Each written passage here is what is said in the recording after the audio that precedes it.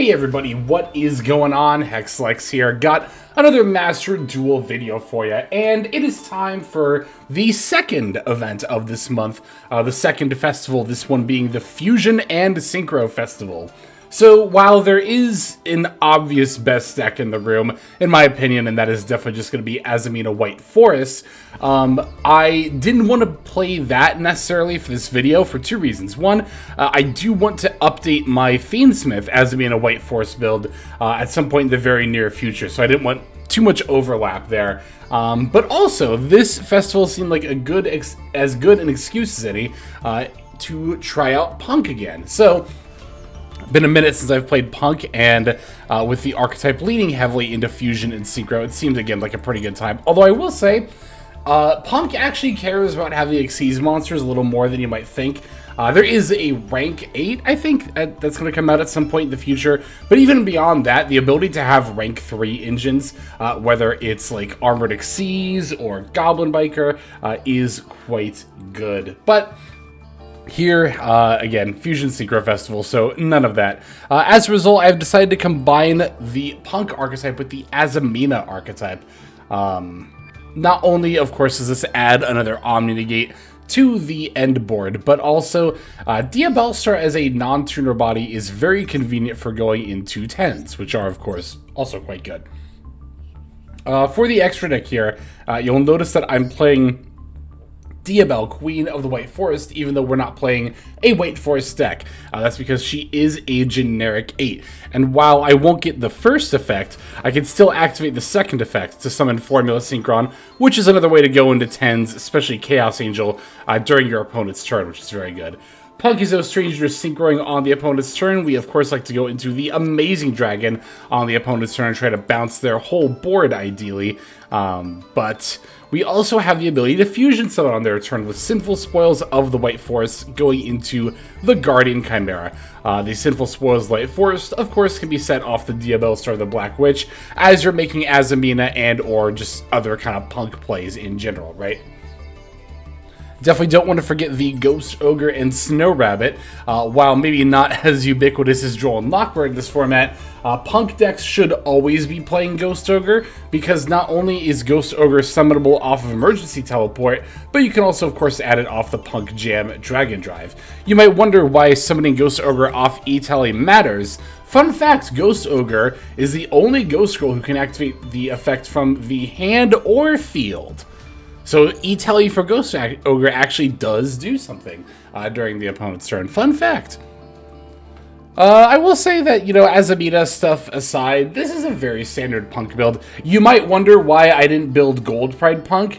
That's because Gold Pride cards are not as good as Azamina cards. Listen, I love Gold Pride as an archetype. It's thematically super up there. But unfortunately, when it comes to a power level perspective, the Gold Pride archetype just often enough doesn't do enough, right? Whereas again, Azamina can very easily pump out negates that don't require the use of your normal summon. I guess to be fair, Gold Pride doesn't require normal summon a decent amount of the time, but opening a Gold Pride card isn't even like necessarily a guarantee that you're going to be able to go into a Gold Pride engine. Granted, neither is just opening Howd Azamina, but at least with Diabellstar and Deception each at 3 in the deck, the odds are quite a bit better. That still didn't stop Howd Azamina from just being glued to my opening hand, though, or at least that's how it felt, but anyway, yeah, I don't really know that I have too much else to harp on about this deck. It's all the P.U.N.K stuff you'd expect to see. It's all the Azamina stuff you'd expect to see, just kind of rolled into one deck. So why don't we break it down card by card, and we'll look at some of the games from the festival here.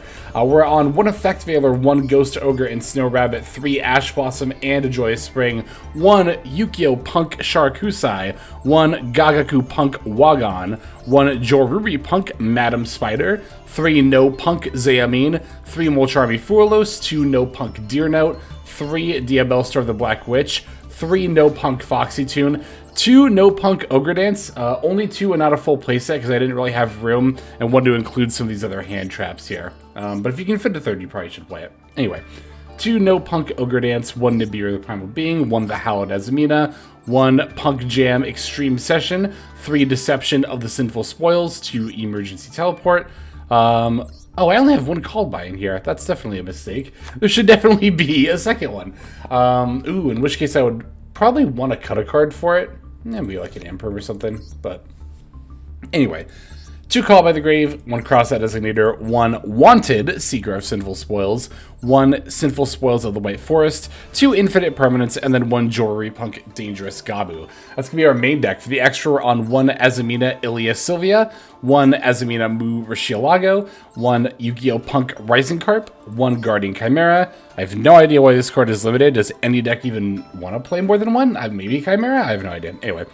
1 Formula Synchron, 1 Cyframe Ward Omega, 2 Punk Jam Dragon Drive, 1 Diabelle Queen of the White Forest, 1 Baron de Fleur, 1 Sword Soul Supreme Sovereign Shengeng, 1 Chaos Angel, 2 Yu-Gi-Oh! Punk Amazing Dragon, and finally 1 Psychic and Punisher. That's going to do it for our list. Let's take a look at these duels. Our first opponent is playing Sword Soul Centurion. Definitely not a bad deck for this event if you want to go the all-synchro route.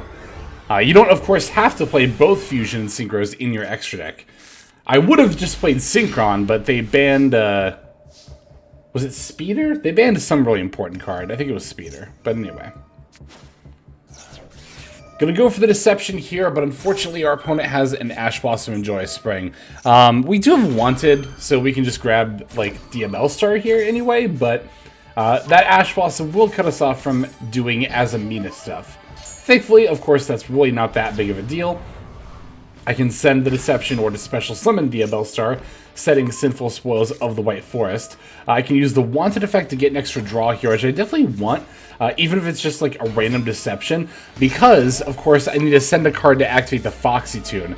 That is kind of the one thing I'm not a huge fan of in this build, or for this kind of concept in general, is the fact that Foxy Tune, very important card to make your plays most of the time, needs you to send an extra card to summon from the deck.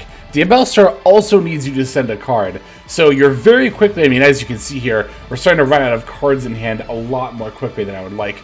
Our opponent's going to use Bestial Saronir on the Foxy Tune as soon as it hits the graveyard. This is so completely fine. It so unbelievably doesn't matter. We don't care about the Foxy Tune not being in the graveyard. Baiting the Ash Blossom with the Deception was very nice, because now our Rising Carp can resolve without issue. Ash Blossom on Rising Carp is devastating to the Punk combo line here. We can grab Wagon and Deer Note from the deck. Wagon grabs a field spell, Jam Extreme Session. I can then Synchro Wagon and Deer Note to summon the Jam Dragon Drive. So, of course, activate both Jam Dragon Drive and the Deer Note F. Deer Note's going to bring back Sharakusai, which is how we Synchro on our opponent's turn into the Amazing Dragon. Jam Dragon Drive I'm going to use to add Ghost Ogre. Here I'm going to use the Draw effect to get Xayamine. I do want to note that if I had not discarded Jewelry Punk Madam Spider at the beginning of my turn, I would have absolutely added that instead of Ghost Ogre, and then use the extra summon effect of the field spell to summon that, because that would have given me an extra search for Dangerous Gabu, which is basically another Imperm here. But since we drew Xayamine, we can still just extra summon that anyway, and then go for the Baron to add to our end board here. So we've got the full end board here. We've got Baron, as well as the Sharakusai with Jam Dragon Drive into Amazing Dragon, Sinful Spoils of the White Forest with the Searched Ghost Ogre, and we've added Imperm to boot. So that's 1, 2, 3, 4, 5 points of interaction. And we do have to kind of choose if we want to Ghost Ogre them or Guardian Chimera them, but still definitely a very good position to be in, and an ideal turn one in board for a build like this. Of course, if we hadn't gotten hit with Ash Blossom, we'd also have Ilia Sylvia here. Now, when my opponent's going to go for Moye, I'm just going to use Imperm, because I don't want them to have a tuner. I don't want them to, like, randomly sink for 10 here. They're going to end up throwing down the Centurion field spell, but of course, as soon as they go to use that, I'm just going to Ghost Ogre. I don't even need to use Baron to negate and destroy. Because field spells, like any other like a continuous spell or an equip spell or a continuous trap, any spell or trap card that remains face up on the field after activation, if they are destroyed on the same chain link that they are activated, the effect actually does not resolve. So Ghost Ogre doesn't just destroy Centurion there, it also effectively negates it too. Sharakusai, also fun fact, does not have to be used during the main phase like a lot of summoning quick effects. So even if my opponent just moved to battle phase with Moye and Saranir, one, they couldn't battle over my whole board anyway. Two, I could still just Synchro into Amazing Dragon and then just bounce their two monsters. Maybe wouldn't have bounced Saranir because that wouldn't be good generally, but it still would have been fine. But yeah, there's our first game. Pretty typical turn one execution line for Punk, or execution of a turn one line rather, for Punk there. Let's check out the next one. All right, our next opponent is going to be on Dragon Master Magia Turbo is kind of what it looks like. Seems to be like literally the entire focus of their deck. They don't really have any other archetyped engines to support. So we actually lost this coin flip, but they elected for us to go first. I don't know if they're trying to OTK with the Dragon Master Magia, but here I'm going to go for the Xayamine search, normal summon that. I intended to I intended to bait, rather, like a Veiler or an Imperm. But I ended up baiting Ash Blossom instead, which was a little unexpected, but we'll definitely take it. I guess it was unexpected because I would assume... I guess that, to be fair, that assumes people know all the, you know, choke points for every deck. But, you know, if you're going to use Ash Blossom against Punk, as mentioned in the last duel, it should be against the Rising Carp. But now that Ash Blossom's out of the way, we know we can go into the Ilya Sylvia without issue here. And then now that that's up, we're protected against, like, every other hand trap in the world, so... Gonna go Wanted, put back Deception for an extra draw, which again is an extra... That was our Wanted draw last game, too, was Deception. So you'll notice that I activated Deception and then sent it off Diabellstar, rather than just sending it straight from my hand. 100% that was on purpose, because, of course, Deception will put itself back into the spell trap zone, it'll set itself there, if it was sent to the graveyard from face up in the spell trap zone. So... that's why, again, I activated it before just sending it for Diabellstar anyway. Diabellstar set Sinful Spoil of the White Forest. We can then go for Wagon. Wagon I'm going to use to add the Jam Extreme Session. And then I can go for the Baron here. So this turn one inboard is pretty much just going to be Omni Negates. Again, ideally, I would have summoned Joruri... Madam Spider instead of Wagon to search the trap card instead of the field spell. But I already opened the trap card and unfortunately did have to send it in order to activate the Foxy Tune. So again, that does end up being one of this build's biggest weaknesses, having to send so many cards between Diabellstar and Foxy Tune just to do your turn one line. But okay, so they're going to lead with the Red Eyes Black Meteor Dragon. My first thought was like Dragon Link, but then I was like, no, of course. And then Red Eyes Insight did, of course, confirm that it was more of a Red Eyes deck. Even though my opponent's playing a Dragon Master Magia build, they're also playing Dragoon. I mean, that's probably pretty obvious from your sleeves here, too. It's like a Dragoon and Dragon Master Magia kind of focus deck. But it doesn't seem like they're really able to do enough here. You might wonder, why didn't my opponent activate Red Eyes Fusion? Well, Red Eyes Fusion says you cannot normal or special summon other monsters a turn you activate this card. That's not just after you activate Red Eyes Fusion, that is also a retroactive clause. So because my opponent special summoned Red Eyes Black Meteor Dragon, they are not able to activate Red Eyes Fusion. Truly a shame how awful of a restriction that is on that card. I mean, it's not, considering that it would be really easy to summon Dragoon otherwise, but... it's a shame for the rest of the Red Eyes archetype. Anyway, here I'm going to send off... I actually didn't even really mean to send off the Ilya Sylvia, but I think that was actually a fine line anyway. Because we get to activate the Deception effect here. Now I can battle with Baron of the Rishilago, and then we'll go for lethal with the Sinful Spoils of the White Forest. Although, to be fair, I didn't need to send off Ilya Sylvia or activate Deception effect. That would have just been lethal anyway, right? Because 25 plus 19 would be 44. No, wait, it wouldn't have been lethal, because then 44 plus 33 is 77. Ooh, so if I had just gone for it, I would have actually been 300 points off. Okay, so that did actually matter. Whoa, excuse me. That's good to know. That's good to know that the extra math actually ended up mattering. See, that's why even if I think I have lethal, I'll keep comboing anyway. I know there's like a subsect of players who think that people who do that are like the devil or something, but like, trust, I don't have x-ray vision. I don't know what's in your hand, right? So I don't know if you have, like, you could be playing Battle Fader. People do that for Tenpai, even in Diamond, by the way. But granted, this was in Master 5, but still. But also on top of that, like, maybe I made a mistake. Maybe I screwed up. Maybe I didn't do the math right. It would be far from the first time. So by continuing to play it, I'm just ensuring that I'm not going to screw up, basically. Anyway, we got one more game to check out, so let's finish with that one. And our final opponent here is going to be on Millennium. Of course, you are going to be seeing a lot of this between the Legend Anthology event and just new deck hype, right? Being one of the newest archetypes to come into the game. This time we are going second. We lost the coin flip, but thankfully for us, our opponent did not open particularly well. They're just going to end up setting a couple of cards before passing.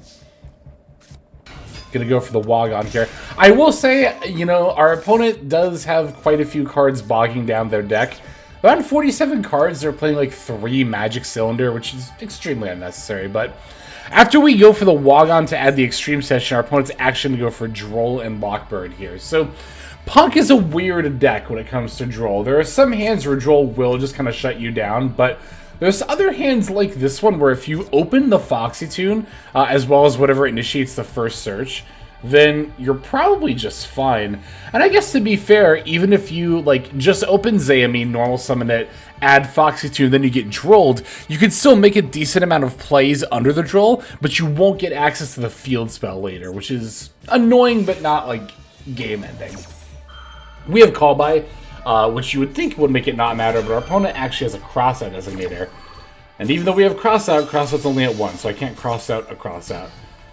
I am very glad Crossout is at 1, actually. Crossout, Banish Crossout was dumb. It was a very dumb time to be playing Yu-Gi-Oh! Master Duel, I guess, specifically. Anyway, here we're going to go for the Diabell. That's going to let us bring back the Foxy Tune. And I'm going for these two just to get damage in more than anything else. Because I already know I can't win this turn, and I guess to be fair, even if I didn't get Drolled here, there's really not much more else I could have done anyway. I could have brought back Madam Spider and then added Gabu, and I definitely would have liked to have done that, but that doesn't actually get me any more, like, you know, bodies or anything on board. So I'm just going to go for the max amount of damage I can here. Main phase 0 to set a couple of cards, and then passing. You'll also note that I set the Crossout here and the Imperm over here. I did it in that order. I don't know. That was intentional. I don't really think that matters, but because if I just set directly across from a back row, it's so obvious it's Imperm. It's probably still obvious it's Imperm, but this at least, I don't know. That's more of me and the psychology of how players set cards. I think it is truly fascinating. Anyway, unfortunately here, our opponent didn't really have that many plays, but I wanted to take this opportunity to talk about P.U.N.K and playing through Droll anyway. Just kind of like highlight that, so. Alright, that is going to do it for these games. Thank you so very much, as always, for watching. Super appreciate you, especially if you made it this far all the way to the end. Thank you very much. Why don't we go ahead now, though, and move to our outro. Hey everybody, Hexlex here. Just want to give you a huge thanks for watching all the way to the very end of the video. Believe it or not, that is actually one of the best ways that you can support the channel, is by watching the videos in their entirety. But there are many ways in which you can support the channel if you are so interested. The names that you're seeing on screen here, I gotta give an extra special thanks to, because these are people who have chosen to either become a member on YouTube, which if you're interested you can do as well via the join button next to the subscribe button down down there, or have signed up over on Patreon and become members there. Link to that is going to be in the description below. Without the support that is being offered by, again, all the people that you're seeing on screen right here, I would not be able to take the time to dedicate to uploading daily YouTube videos. So thank you so very much. But there are also other ways you can support as well. Again, link to the description below. If you like my deck tracker that you'll see in a lot of my videos, the Untapped Companion, you can download that for free. And if you use my affiliate link down there, then that also goes a long way towards supporting the channel. That's, again, free. So is subscribing here on YouTube. That's also free and a huge way to support. You can also check out Twitch, once again linked in the description below. Following and subscribing over there will not only support as well, but also give you notifications of when I go live if you want to catch some of the live streams. But really, no matter how you choose to support, it all adds up and it all definitely means the world. So thank you, each and every one of you. For now, this is Hexlex. I'm going to be signing out. But more than that, I'm hoping that you have a fantastic day.